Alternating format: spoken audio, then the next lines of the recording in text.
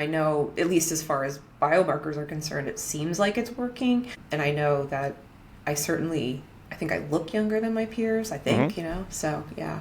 I'm looking at you for people listening, I'm 56 that's people. true. 100% true.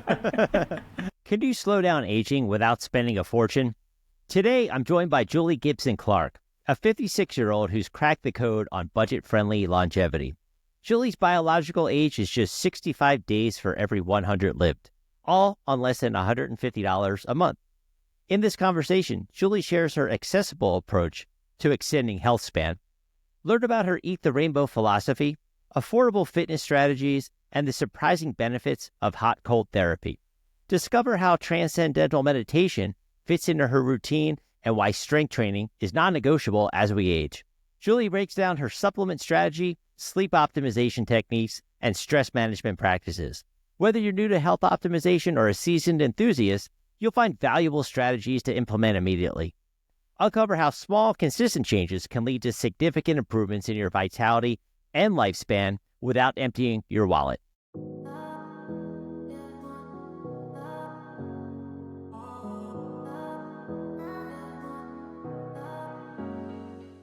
Good afternoon, Julie. Thank you so much for taking the time to join me today. I'm really excited because I think you have a great personality, so excited to jump into this. Thank you, Joe, for having me. And I just thank you to all your listeners that take the time to listen to this. And yeah, I'm really honored to be here. Thank you very much. There's been a lot of press on you and your story. We understand the concept of longevity, but you're doing it in sort of an unorthodox way to what we see in the biohacking world, in that, a lot of people think it's, a luxury only the wealthy can afford. Staying youthful, like, what's your perspective on that belief that, at least I have, that you think, okay, only the wealthy can really, really, really age backwards? First of all, I think it was a bit of a surprise. Like, I was just kind of in my bubble doing all my little health things. And, like many people, I read Atiya's Outlive, and I just thought, yeah, I gotta like dial this in for longevity. I mean, I had just kind of read about longevity when I heard Walter Longo talk about the fasting mimicking diet, and I was like, I was just doing stuff for health up until that point. And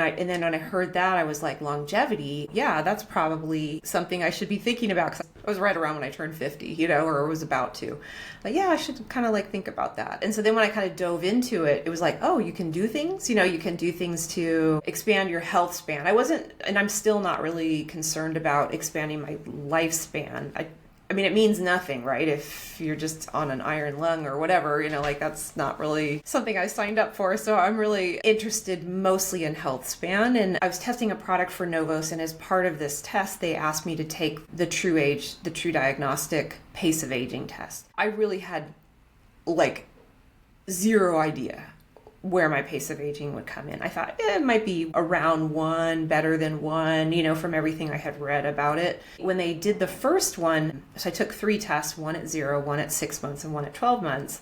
And at 0 months, they wouldn't let me see my score, because that was just as part of the study. They just didn't want you doing anything else besides taking their product. So I thought, okay, whatever. And I just was like not expecting. And then even when it came back and they said, oh yeah, you started at 0.76 and now you're down to 0.68. And it was like, okay, that sounds great. Like, I had no idea like what that was compared to other people. Or even when I heard, like, I saw other people, I saw like Brian Johnson in there. I saw his blueprint, like kind of his blueprint protocol. This is early days. So this is like, a couple years ago, 2.5 years ago or so. I was kind of looking at what he did, and I was like, oh, wow, he's doing all the fancy, like I call it like all the fancy stuff, all the HBOT and the machines and all these things. And I was like, okay, that's cool. I had no idea like how much he was spending. I had no idea. And then how my scores ranked compared to him. Like, that was all kind of brought to my attention after like the articles and things like that. So it's a surprise to me as much as it is to anybody else that you can do this on a budget. But then it also doesn't surprise me, because when I think about like the blue zones and when you think about healthy aging, I mean, it just seems like, yeah, no duh, like connection and sleep and exercise, like all the things that are free are like the things that make up 80% of that deal. Like that's just, eat well, exercise, sleep, stress reduction, some kind of mindfulness practice, and connection. Like that's That's all free. And that's Yeah. like moves the needle 80%. Well, do you think that that's sort of the biggest or some of the biggest misconceptions people think when they come into this world for the first time? They think, I need to jump into cryotherapy. I need to try all these sort of, I guess you could call them radical approaches to try to slow down aging. Absolutely. And I think what happens is, you start typing into Google like longevity practices, longevity this, longevity that, and like there's just a flood of information that's going to come at you, and then you're going to go down to like all these different rabbit holes and all this, and it's like, wait a minute. You got to like back up, like get big picture. So I think people want to they want a shortcut, and I don't think you can outsource this to anything. You got to put in the discipline, then like put in the work, it's the exercise, it's the lifting weights, it's the, making sure, like it's all the behaviors. And those things they're not sexy, and they're not always easy to do, and people are waiting for motivation, or they think they have to come up with, there's like either the people that do nothing because they're waiting for motivation, or there's the people that make this huge plan and they overwhelm themselves. I'm guilty of that. Like, I make this whole perfect plan and I think I have to do it all perfectly and change everything all at once. And it wasn't until looking back on this, it's like everything that's a habit now is like something I built like a small little brick at a time. And I think that's what people have to like, and even now, like when I give myself permission to think, I'm going to do this the rest of my life. So like, it's okay if I take a month to like make this small extra thing a habit, whatever it is. Like right now I'm trying to make sure I stretch every night before bed. That's like just a small little habit. And it's like I added it to like after I wash my face and brush my teeth. It's like, okay, now you got to sit down and stretch. I only make it like 10 minutes, or less, something really, really small. And like, that's all I'm working on. That's all I focus on. I mean, obviously I try to keep everything else in place and they're all pretty habitual, but that's the thing that's like the priority has to get done every day. And that's free. Like and you're saying, free. Another, it's totally right? free. Totally free. Before we moved on though, I wanted to see, so you got your sort of, I guess, results, 0 months, 6 months. So how did it go like a year later? Like what was the... Yeah, so at a year it was at 0.65. Okay. And then I've just recently taken another test. I'm very worried about these results because I have a lot of hormone issues that have come up. So I don't know, I don't know if how that's going to impact the results. We'll see. We'll see. Yeah. It's just because that's really impacted my sleep, and so we'll see. Yeah, we'll post it online, right? So we can all I know, but it will be public. I'm like, oh God, now everybody's watching. I gotta be careful. Exactly. What do you think the factors that people might be overlooking in this sort of quest? Like I said, don't use sunscreen. Always use sunscreen. There's so many different things you can kind of go. In your world, do you think there's anything that people might be overlooking? Yes, I do. I mean, again, the couple of things that I think that like people, particularly in America, I would say. I've lived all over the world and kind of interacted with other cultures. And the thing that I'm struck the most with when I come home is like the lack of importance we place on community and connection. It's not that we don't have community and that we don't have connection. It's just that what I see in other cultures, particularly like when I sent my son to a British school in Dubai, like community, it was just like that was like the most important thing, like, and how you connect with your community. I don't think these cultures even realize like that's how, like they're swimming in their own water and they're going, what water? Like I'm just seeing this and going, oh my God, this is what's so important. So I made a kind of a vow, like, okay, connection's really important, community's really important. And I intentionally work on that, in building friendships and maintaining connections and things like that. I've not always been like that. I've always moved around my whole life, and I've just kind of like, I stopped writing. Now it's so easy with Instagram and all these things to stay connected to people. In fact, I just saw somebody I'd known in Dubai in London recently, so it was really nice. So, but connection I think is one. And then I also think that people forget about meditation or some kind of mindfulness practice. I love TM, and that just works for me. I'm sure you can use apps, but I think it can be as simple as just being really mindful when you wash the dishes or you make the bed, or when you go out for a walk, like just being really mindful. I mean, it could even be as simple as like you leave for work every day and you just like are very mindful of how your shoes feel in your feet or whatever. Like that's what I kind of used to do with my son when he was younger. I'm like, well, how do your feet feel in your shoes right now? Like, we would just try to like check in with our bodies. I think those are the things that get overlooked, is like connection and mindfulness is is a really easy, low-hanging fruit that we don't talk about a lot. And I think it might move the needle a lot. I think people get overwhelmed too when they first sort of decide, okay, I read this article, I watched this video, I need to start taking care of this. And they get overwhelmed, like I said, so they don't know where to start. If you're sitting down with someone for the first time, where do you think the best starting point would be for that person? I always say you've got to figure out your why. Like, well, why would you make any changes? Like, because honestly, like, you've gotten to where you are now, like, you're comfortable, or maybe you're uncomfortable and that's your why, like you want to change that. There will be times that you're unmotivated. There will be times, that you can't get to it, you can't, whatever it is. But having that why is so critically important, because it's like, oh yeah, that's right. Like, I'm cozy in bed right now and I don't really want to get up and go work out. It's dark outside. That's right. Like, I really want to be there for my son when he gets older. Yeah. Okay. Like, or when I'm older and when he's older, I want to be able to like just witness his life. I want to be there for grandkids if I'm so blessed, like that's my why, as well as just I want to travel the rest of the world, all the parts I haven't seen. And I know that I want to do it in the way I want to do it, which is, like I like to go to a country for like a couple of months and spend some real time there. And so, I'm going to need some time. So yeah, that's my why. And it's like, oh, I just get up and do what I'm supposed to do then.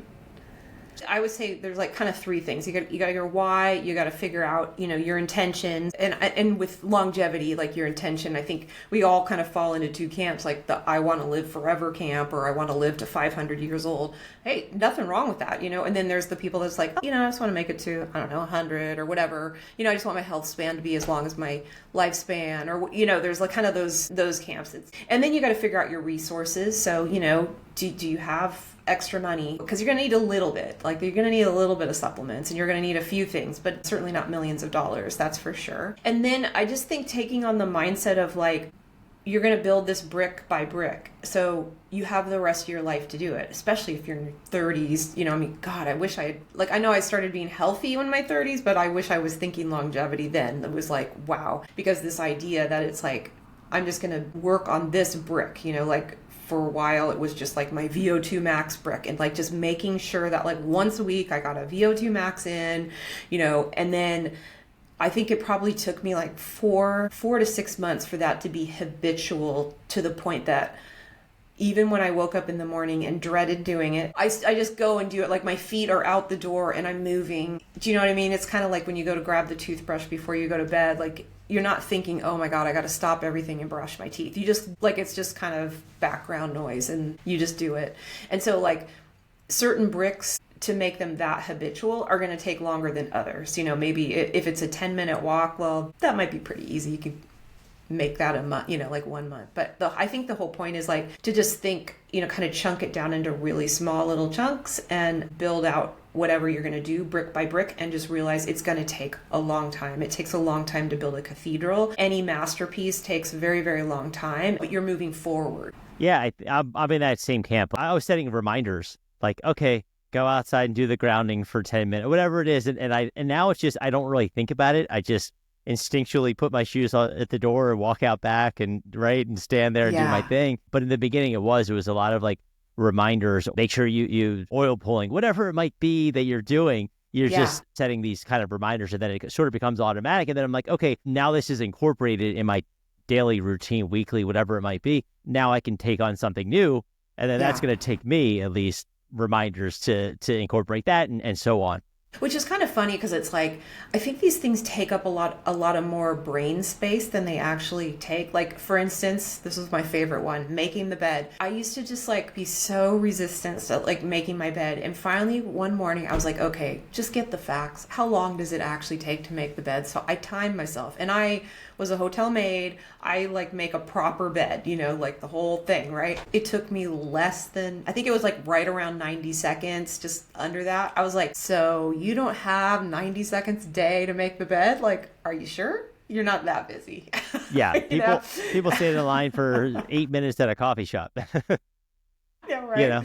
So it's just, I don't know. I have this kind of theory. It's like anytime I'm sort of too much mental space over something, I try to like, okay, what are the facts? Like just kind of going back to, and that always like clears out all the stuff around it, I guess. Yeah, and I think too, it's the results, and I think people want to see, like you said, these masterpieces take years, but a lot of people want to see these results fast, and I'm not seeing these results and what's going on, what's going on. Yeah. How long do you think someone to sort of achieve like maybe significant results in slowing down biological aging, but not having to use these, the VO2 max and the quote unquote breaking the bank in the process? Yeah, so again, just we're going to go back to like behaviors, focusing on I mean, we all know that if we could make exercise a pill, it would be the greatest selling medication of all time, exercise. And again, that doesn't mean you need to go out and like start running marathons and become like a power lifter. It just means maybe, if you're doing nothing right now, then it's 10 minutes of walking, then it's kind of adding some resistance training, but focusing on these are kind of the big areas, like you got your exercise, you got your nutrition, you got sleep, which usually gets better with exercise and nutrition. That kind of automatically kind of gets a little better. But then, kind of cleaning up those habits. Then you've got the meditation and then connection, or, I'm going to say mindfulness because I don't know. I think it needs to be meditation, but I'm not a scientist. So anyway, all those are free. And then it's like, okay, can you join a gym so that you can get into a sauna? And if you can't, and that's just not in the budget, then do you have a bathtub at home that you can make really, really hot? Like that's another way to do that.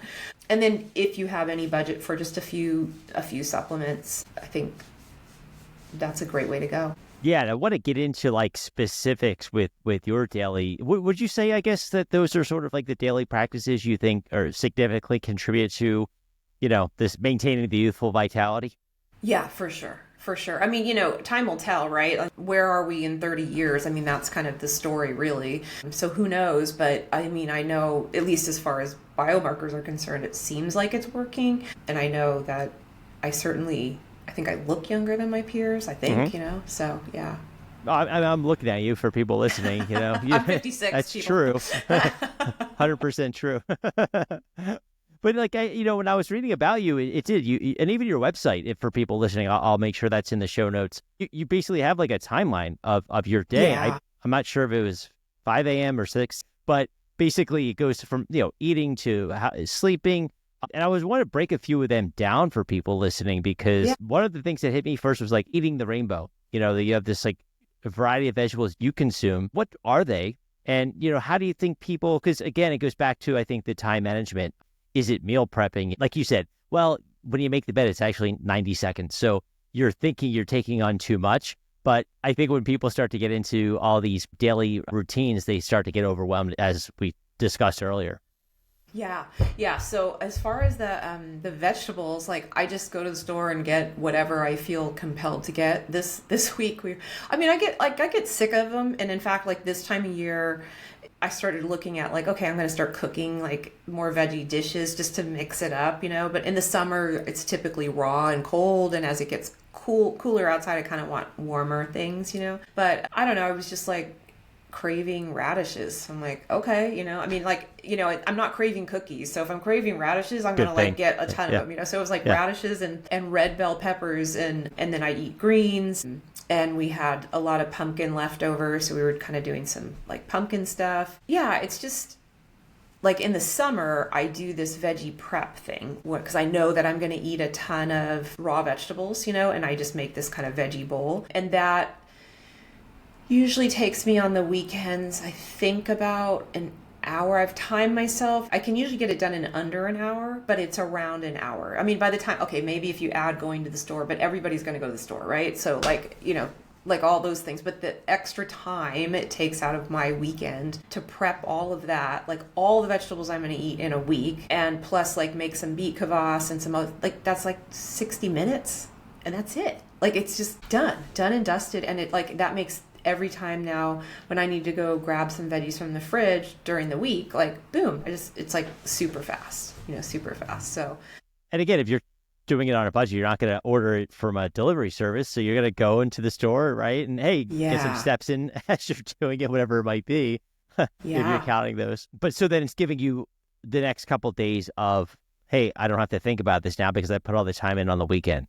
Yeah, exactly. And I don't know, I don't have a garden right now. I don't know if this helps people, but like, just think about like, like you're connecting with your food, and like this food is like gonna nourish you. Like, I just think that's really cool. I had a garden when I lived up in Oregon, and then I just haven't had one for a very long time. So me like getting vegetables is like closest thing I have to like that feeling of gardening. I don't know. I love food, and I feel really deeply connected to it. And I've always loved cooking. And so unfortunately for listeners out there, like the kitchen is my happy place. So I'm happy. Like, it's like, oh, this only took 60 minutes. Like, oh, okay, what else can I do? So I know for like the average person, they don't love cooking, but I just think more and more this kind of thought keeps running in my head. Like, we've got to teach people how to love cooking again, because we all used to have to cook. Like, we didn't have so many convenience meals, even when I was a young girl.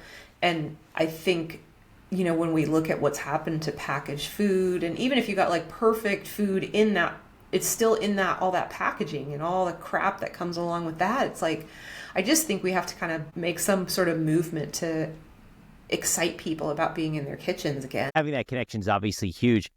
When you talked earlier about hot cold therapy, you said something about, people get in the bath if you're not going to go pay for a sauna membership or some sort of a wellness spa. And again, your site talks about the sort of combination of hot and cold therapy, right? Sauna, cold shower. How is that effective in slowing down the aging process? I started that, actually. This is kind of really weird. So I joined the gym for the sauna because I just thought this will be really nice, you know, like it'll just be really relaxing. I was going through a really stressful time, and I thought this will motivate me to get back in the gym and kind of make my practices kind of every day, because I like going to the gym to do it. I was kind of trying to do everything at home, and it just was always slipping and wasn't working. And I just knew if I went and joined the gym and made kind of a big deal out of it, it would work, and it did.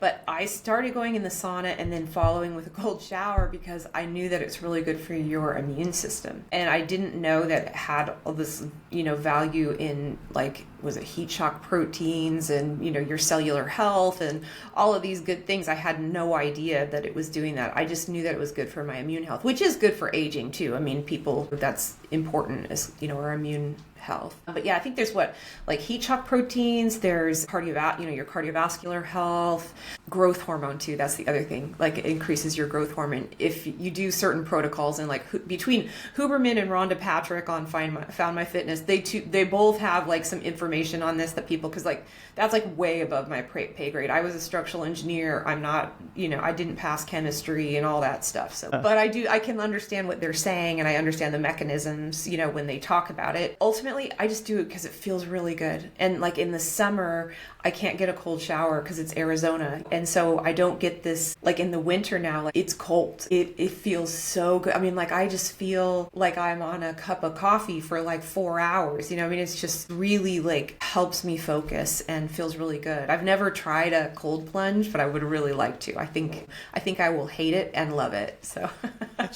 your process is you go to the gym, and I believe you have a pretty reasonable gym membership fee each month. Yes, thank God. EOS is a shout out to them. I mean, I don't have any affiliation with them, but it's a great gym, and it was like, you know, $20. I think it's $27. I pay $27 so that I can go to any gym around, you know, the US that they're affiliated with. So if I travel, you know, or whatever. But if you only go to that gym, then you can get it for like $10 a month. I mean, it's crazy how affordable it is. Yeah. They have like massage chairs and the sauna, and and it's 24 hours. So it's great. So you're doing the sauna there, and then you're jumping into a cold shower. How fast after the sauna are you jumping into this cold? Immediately, because like I had heavy metal poisoning, and that was my reasoning for the sauna was like, it's going to feel good, but it's also very detoxifying. And so I'm always looking for ways to like detoxify my body after having the heavy metals. And then of course, as you hear about, you know, just our toxic world, the toxic soup we swim in, it's like, well, I can control it. I can't control the toxins, but I can control at least like going in the sauna every day. Like anybody who does the sauna, like you should just immediately rinse off. It doesn't have to be a cold shower, but I was just doing it because I had heard when I lived in Germany, there was this place called Baden-Baden, this beautiful spa, and they would prescribe it to like Germans, especially older people that were having immune issues. And what you do is you go into it's like this beautiful place. It's this old Roman bathhouse basically, and it's got frescoes on the wall, and you start at like a certain dry temperature, and then you go up a little bit higher, and then you go into like a steam room, and then you go into like slowly like a warm jacuzzi, and then you just get into progressively cooler pools till the final one is this like cold plunge that you have to do. And then they wrap you up in a wool blanket and you take a nap, and it's like the best day ever. But I thought, well, I don't have all the in between, but I can go to the sauna and then I can do a cold shower. And I knew that was, that's an immune system booster. I thought, well, if I'm going to do this, if I have to rinse off after the sauna, why not take the cold shower? Why not? And how long are you doing each? How long's the sauna and how long's the shower? The sauna is like anywhere between 20 and 30 minutes. Usually it's around 25 to 20. Like today I did 27. I just kind of set it a little differently every day, but I don't usually go past 30 just because I don't have the time, and I don't even know if it's good for you. I really don't know. And then the cold shower is like anywhere between 3 and 5 minutes, because I do, I wash my hair and, wash my face and just kind of wiggle around because it's really cold. I bet. Wow. And now when you're in the gym though, are you focusing primarily on strength training? You do read about that. The older you get, you do hear about elderly people, they fall, they break their hips. Is that what you focus on most, strength training? So I do a mixture of things. So yes, I am in there 4 days strength training. I have to update my website because it kind of changed things around. But I divide upper and lower body, and I just do each one twice a week. So, but I'm also there for like a VO2 max, and I do a HIIT one day. And then I'll also just do general, I just feel like burning off some energy. I'll just get on. I don't really do a HIIT, but I might go 10 minutes on the step mill as fast as I can or something. Monday's VO2 max. Tuesday is I do my core that day, but I don't do too much. And then Tuesday I do leg day. And then Wednesday is upper body and usually some kind of cardio. And then Thursday I'm back in there for a HIIT and my core. And then Friday, today was Friday, I did legs again. And then tomorrow I'll go in and I'll do my upper body. And then every day but Tuesday and Wednesday I'm in the sauna. And then Sunday is like a rest and recovery? Yeah. Okay. Yeah, Sunday is like a lollygag day. I mean, not only is it rest and recovery for everything, it's just I just don't make any commitments. I don't, I just need a day of I see friends and I'll go do things, but I just really try not to plan ahead if I don't have to. Yeah, no, I agree. Yeah, rest, they say sometimes rest is just as important, or recovery, it's just as important as the workout. Yeah, for sure. Otherwise, I don't know, you just get burnt out too. And I have this policy, it's funny, I've had this policy for a very long time, probably for the last decade. That the last 2 weeks of the year, I do whatever I want and when I want. I may work out, I may not work out, I eat what I want. I just kind of let everything sort of go. And it's really funny because this is the first year that I'm I don't really feel like eating a bunch of sugar, and I don't really I feel like I want to go to the gym. And so it's been really nice these things are now such a positive part of my life, and they make me feel so good. It's what I want to do, which it's been really nice. Well, and obviously we all can't be in these beautiful German spas, but you did mention sleep quality, right? And how that plays into the aging process. Overall, we all know sleep is vital for people. What are some of the effective strategies for ensuring optimal sleep? Are you into blue light blockers? Are you into pre-sleep lighting, changing that in your environment? Or is it more what you do during the day, what you eat, and how you prep your body? Mostly it's the only thing I've really focused on, and I'm slowly kind of putting those other things in place, but the only thing I've really focused on is getting that 3-hour window before I, trying to finish dinner. It doesn't always happen, but I really try to make that happen, and having kind of eating more lightly in the evening. And then meditation during the day makes a very big difference for my sleep at night. And I don't know why. I have no idea, but it definitely does. So those are the two things that I really make sure happen. And then I'm slowly, I did buy some blue light blocking glasses that are reading glasses, so I can read with my light next to me. And I've also just more and more just kind of naturally, especially this time of year, I don't know why, but maybe because it's all the Christmas lights are out. I don't like a lot of overhead lights on anyway, so I typically turn those off, but I don't have red light in my house or, any of that stuff. We kind of think of each of these things as bricks, and I'm just not really on that brick right now.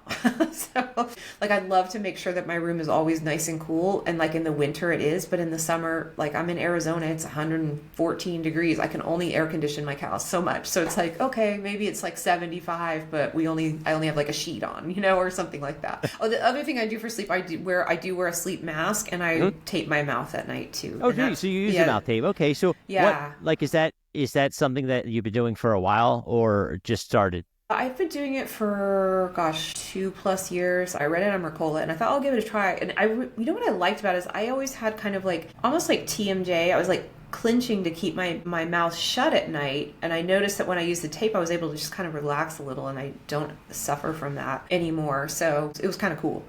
Yeah, well, you do. You see the videos. It looks very. People get scared. Oh, I don't know if I want to tape my mouth while I sleep. What if I stop breathing? So there's always those people in the fears, right? You're gonna be fine. Yeah, yeah. And then you'd mentioned TM earlier, stress management, right? Like, obviously, the less stressed you are, probably the slower you're going to age. What are the sort of accessible things people can do? You mentioned breathing, right? Like breath work, like accessible practices people can sort of start out with. Mm-hmm. Of course. I mean, unfortunately the exercise is free. The breath work, there's so many. I mean, gosh, if you even you don't even have to join a gym, get on YouTube. There's just so many people on YouTube. There's yoga people, there's weights. What is it? More plates for more dates, and then there's Garage Derek, Warrior, and there's there's just so much on not only YouTube but Instagram, and I have a whole thing that I a little file on Instagram that I save, so there's a lot of stuff there. And then as far as eating, I mean, you're gonna have to eat, and it's a lot cheaper to, for the most part, I think, to eat vegetables. I'm not a vegan by any stretch of the imagination. I don't know. I just think having vegan protein powder plus some meat. I mean, we don't eat a ton of meats, it's maybe it's something that's at dinner or lunch or something like that. And then getting kind of you can get the cheaper cuts, but they're still pasture raised. Anyway, so healthy eating, I think, might cost you a little bit more, but I don't think it costs me that much more. And then it's cost me more in time. And then, meditation. Like I said, you did mention TM earlier. What sort of specific practices do you try to do daily? Yeah, TM is for sure. And that was I think that, just to put it in perspective, it used to cost $2,000 to take their class. And I was like, oh, well, that's just never going to happen. And then it came down to $500. And I don't even know what it is now, but what's really nice when you go in, and again, I have no affiliation with them, so, I'm just telling you, but when you go in and you take their class, it really kind of they're teaching you about meditation, how to meditate. And what it did for me is remove the monkey mind. And so it made my meditations really, really effective.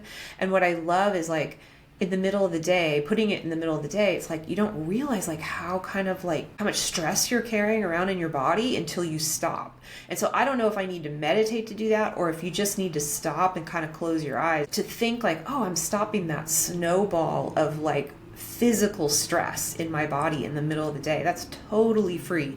If you just said, okay, 1:00, when I lived in the Middle East, they have the prayer 5 times a day. And I would just use that when I'd hear the call to prayer to just okay, where am I? What am I feeling? It was kind of I think some people in the Buddhist cultures, every time you hear a bell or, those kind of things. I do think we should check in, how do you feel in your body? Is it stress? Can you kind of bring the shoulders down? Can you take a deep breath? I don't know if you need to meditate to do that, but that's what I use that time for. And I think that's important. And I think this is the reason connection is important. It kind of gets us out of all of our tornado of thoughts going on all the time. And then you connect with another person, and that kind of stops, and you kind of can step back from all of that. I don't know. I think those things are I think they have a bigger impact on our health than we understand. It's another fun thing that's super free. Probiotic foods, making your own probiotic foods, sauerkraut, make your own. I mean, it's so simple. It's you just cut up some cabbage and some salt and some water, and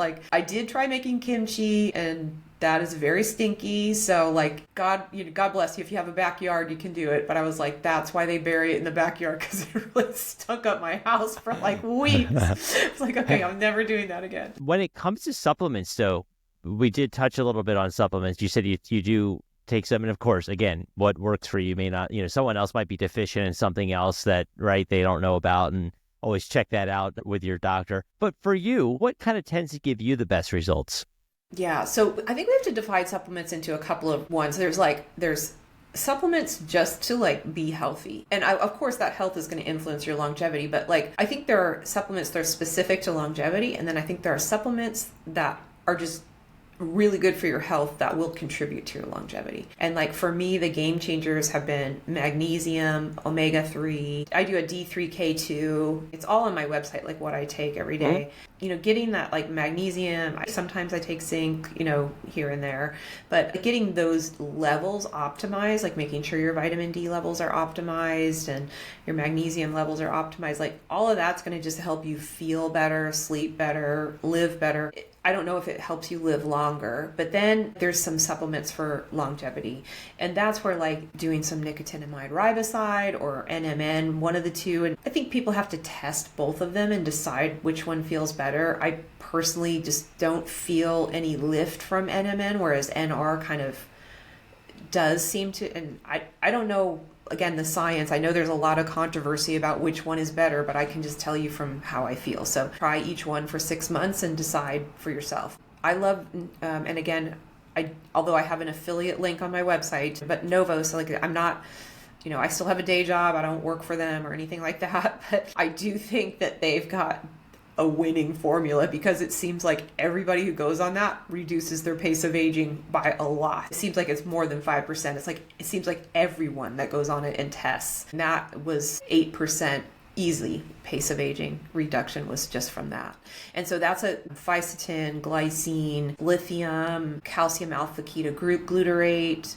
What's nice when you take a combo supplement is that it's like that many less pills you're taking a day because pill fatigue is real, but when you buy a combo supplement, always make sure you can see the exact levels of each ingredient in there. So like, there's great things you see some combo greens thing and it's like, oh, I've got all this stuff in there, but you have no idea how much of each of those things is in there. And I don't think that's healthy. Like, I think we should know exactly what we're taking. Yeah, whether you're spending like a lot of money with the biohacking, right, like gadgets and or just keeping it simple, you still want to know exactly what you're bringing into your body. Yeah, it's particularly when you're talking about like a senolytics and those kind of things, like you really want to know exactly how much you're taking, especially because, who knows, maybe you're having a problem with one of the ingredients in there or something like that. But like taking it the other way, and a lot of notoriety you've gotten has been doing things on a budget, like taking it the reverse. If you were suddenly given $1 million each year to spend on biohacking, what would you do differently? I wouldn't spend it all on biohacking. If you had to. If I had to. So, I think like the things that I want to spend money on are like, I was asking my friend about this the other day. I was like, yeah, I think I'd want a hyperbaric. I'd want like the hard shell hyperbaric in my house. Like I've done just 1 or 2 sessions of that, and it is really nice. It takes a lot of time, and it is expensive, but just forget that. Like it's a lot of time to go somewhere. $1 million. We're fine. No, I know, but I'm just saying, like in real life, it's yeah. like not something I can easily add. But I would love to have like a hyperbaric, and then I would be looking more at like stem cells because I really would love to start running again. But every time I do, it just my knees are kind of like, nope, we're not going to be doing that. And I never had problems with my knees before, so I'm like, oh, like this is really, really irritating. So I was thinking, I probably just need some stem cells in my things. And then I think to spend the rest of the money, I would create something for like people to come to, and like I have this like vision of like creating almost like a vacation place so people can come to like health camp, and like our longevity camp, and they can come and they can live a week in the life of like a budget biohacking. So it's like now they have almost like the muscle memory of like, oh, this is how you prep vegetables for a week. This is how we set aside what we need for like fermentation. Here's what a VO2 max feels like for me. Then when they're slowly building their program, when they get back home, they kind of know what they're building. They know what the cathedral is going to look like, basically, I guess is what I'm saying, or at least the base layer. And that's what I would spend the rest of it on. I would want to help people. I want everybody to feel so good. Like it just feels so good. And I know not everybody, especially in America, I know they don't feel that way. And it's like almost sad to me because it's like, oh, you're missing out. Like life is so wonderful. I mean, don't get me wrong, I have my bad days, but it's really, there's just so much magic and awe and wonder in the world that you miss out on when you always feel like crap. Yeah, I agree. Well, like you're doing, like back to the community, like you said earlier, bringing that sort of communal aspect that we may not feel that we have much in this country, but, bringing that together would be pretty awesome. And if you had to say, based on everything you've sort of like, broken down for us today, if there were 3 non-negotiable habits for staying youthful, extending a lifespan, what would you say they would be? Like I would definitely say like sleep is a non-negotiable, but that usually gets good, when you move. So these kind of all work together. Movement, nutrition, sleep. But actually I would almost take the sleep out of there only because like I know with movement and nutrition, your sleep usually gets better. And I would say like some kind of sauna, cold shower. And then in the sauna, you have to do your mindfulness. I'm like sneaking it all in. Yeah. Oh, and I'm telling you, like your website's got a great breakdown of like your day, and it's very cool for people to kind of say, okay, Yeah. I can't think of how to prioritize. And of course, everyone's got a different schedule, but if you need a guide, your website's a great place to look at it. Like, here's a blueprint. You can tweak it, what works better for you, but here's a layout of how you can kind of get started. Yeah, I put that on there because it's like it took me years to kind of build that out. I work from home, so I'm able to do a lot of those things. But if you don't work from home, that might be a little bit more difficult for sure. But then again, like I think I just posted something on my Instagram today about like what verbiage to use if you want to like meditate or like take a nap at work. They had some like LinkedIn verbiage to make it sound very professional. That's hilarious. So, I don't know, maybe you can do that. Yeah. So how can people like connect with you? We mentioned your website a lot, your Instagram. What is the best way to follow your sort of journey and connect with you offline? JulieGibsonClark.com is my website, and then at Julie Gibson Clark on Instagram. I do have X, but I'm rarely there. So I do answer all my messages. It can take me a little while. It's better if you message me on Instagram. I tend to answer a little more quickly there. But yeah, that's where everything's getting posted. Yeah, that's cool. I'm definitely excited to follow more of what you do to kind of follow your journeys. Oh, I should say a tiny project I'm working on. I am going to start a YouTube channel. I have a YouTube channel kind of there right now, and I'll just start posting mostly kind of cooking things because again, I just think that's the part that's really hard for people, and I think if they can see how easy it is, they could do it. Yeah, no, I'll put that link into the show notes for people to go and subscribe to that page as well. So listen, thank you so much for your time today. Thank and just you. Breaking down, I feel like we're in your diaries to some degree of like, your day-to-day, because I think people get a lot of just overwhelming feelings when they think of this world of biohacking, wellness, and kind of give up before they start. But, just discovering you is a way for me to realize like, hey, you can do this, on almost any budget. So don't use that as an excuse. Like always, like anything that you're going to do in life, like always think about what can I do? Like what can I do instead? Like, oh, I can't do that because I can't afford it, but what can I do? Yeah, no, that's great advice. And as all your advice was today. So thank you so much for sharing that. Great to meet you. And thank you again for joining me. Thank you.